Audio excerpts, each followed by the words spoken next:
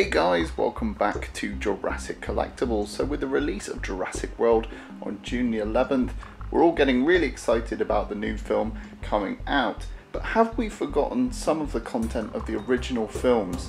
This video is intended to ask the questions that we should be asking about the film, and I'll be asking whether they've been answered after the film comes out. First off, number 1. What happened to the escaped pteranodons from Jurassic Park 3? Did they attack anyone on the mainland? And what was the public's reaction to this? This is a bit of a loose end from the ending of Jurassic Park 3, which ended quite openly, probably not thinking about the potential of sequels, but it needs to be resolved just so that if we're watching all the films as a whole, this question is left answered. Number 2.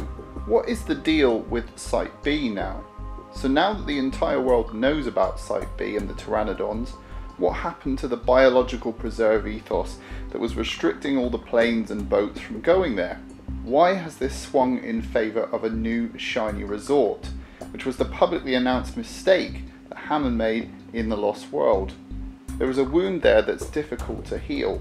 Why was there a Spinosaurus not on InGen's list on Site B at all? Was there any usage of Site B when creating Jurassic World? Is that why the Spinosaurus is there? This is another unanswered question that needs resolving. 3. Why was the original island chosen for Jurassic World?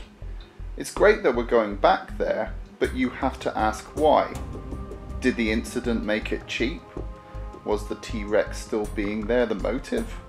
We've been on Site B for so long in the sequels, implying through deleted scenes and also merchandise related to the film that the first island was destroyed, so I feel that this needs some form of validation. 4. How did the original T-Rex survive on Isla Nublar? Was it the lysine contingency, and did it do the same thing as the animals on Site B, so that the herbivores fed on lysine-rich foods, and then the carnivores ate those lysine-rich herbivores, so they managed to get it supplemented through that way? Is that how the Rex survived? And that means that herbivores also survived for her to eat and get the lysine from. Or did InGen keep the Rex alive, and was she fed lysine artificially? This raises a question. How come Ludlow didn't know about this when pillaging Site B? Wouldn't he just have gone to Site A and repaired Jurassic Park if the dinosaurs were still alive? Why go to Site B at all? He was in control of the board, so he would know if the Rex was alive, and this implies no one knew the Rex was still alive. So what was happening there? 5. Are there other wild dinosaurs alive on Nublar? Brachiosaurs, raptors, triceratops? Did they just keep the T-Rex? Why just the Rex if that's the case? Did the rest die out? It's pretty big to overlook this, especially considering the lysine contingency loophole that I've talked about. If there are other dinosaurs, why spend a fortune on making new ones? Why not just take all the dinosaurs from Site B? From a business perspective, there will be no reason to prolong genetic research on the island.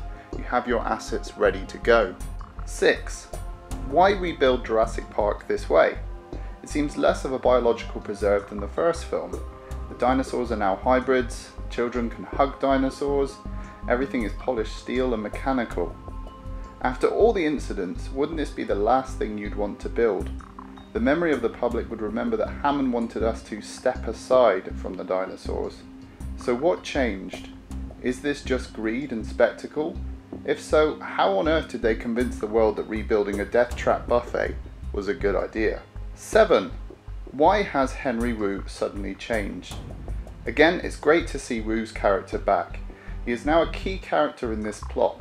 If Wu is responsible for all the new hybrid dinosaur work, his character has suddenly shifted a gear into evil mode. It would be nice to see his reasoning. Is he pressured? Did Hammond prevent him from doing what he wanted? I'm not sure compliance is enough to justify his motive seen in the trailer. We need more depth, an explanation to convince us that Wu would do something this crazy. Just saying he did it with a big smile isn't enough for me. So there we have it guys, that's just some of the questions I'm hoping are resolved when we see Jurassic World, and I'm sure most of them will be answered, but there is a lot to answer for here. Colin Trevorrow's got a really difficult job. It's kind of like the same job that George Lucas had when he was making the prequels of Star Wars. He's got a lot of loose ends to tie up, and I just hope all of them are resolved. What are your thoughts about the 7 points that I've made? Let me know in the comments down below. In the meantime, rate, comment and subscribe, and I'll see you in the next video.